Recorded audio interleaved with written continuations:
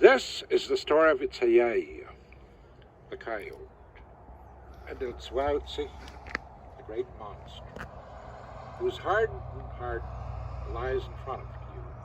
It happened many years ago, long before the people came, when only animals lived here. Once upon a time, Coyote was building a fish trap on the river when he learned that a great monster was eating all the animals. So Coyote set out to see what he could do. Along the way, he took a bath and dressed up to make himself tasty to the monster. Climbing up the ridges, he looked out over the land. Suddenly, he saw a great head. Mounting off into the distance loomed a huge body. Coyote had never seen anything like it. The monster could not see him because Coyote was painted brown like the swaying grass.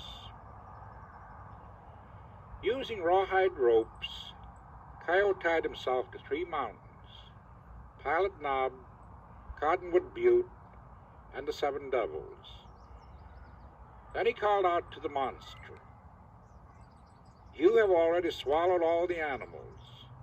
Why don't you swallow me too, so I won't be lonely?"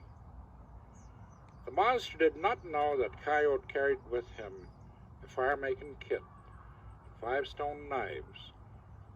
So the monster inhaled like a mighty wind.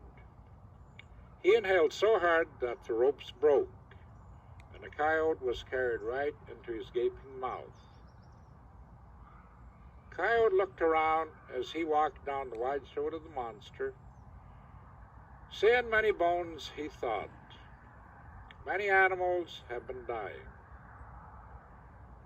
Just then, Hohos, the grizzly bear, rushed at him, roaring and growling. Coyote said, "So, you make yourself scary only to me," and he kicked the bear on the nose. That is why the grizzly bear has a short nose. As Coyote continued along toward the heart of the monster, Wahpoosnik, the rattlesnake, rattled at him threateningly. "So, only toward me you are vicious," said Coyote. Then he stepped on the snake's head, making it flat. It is still that way today. As Coyote walked further along, the animals began to greet him. When he finally reached the heart, he cut slabs of fat from it for the animals to eat. Then he built a fire with the flints he had brought. The smoke drifted up through the monster's eyes, ears, and nose. With his stone knives, Coyote began slicing out the monster's heart.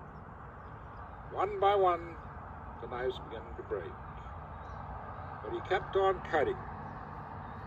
When his last knife broke, Coyote grabbed the heart and tore it loose with his bare hands.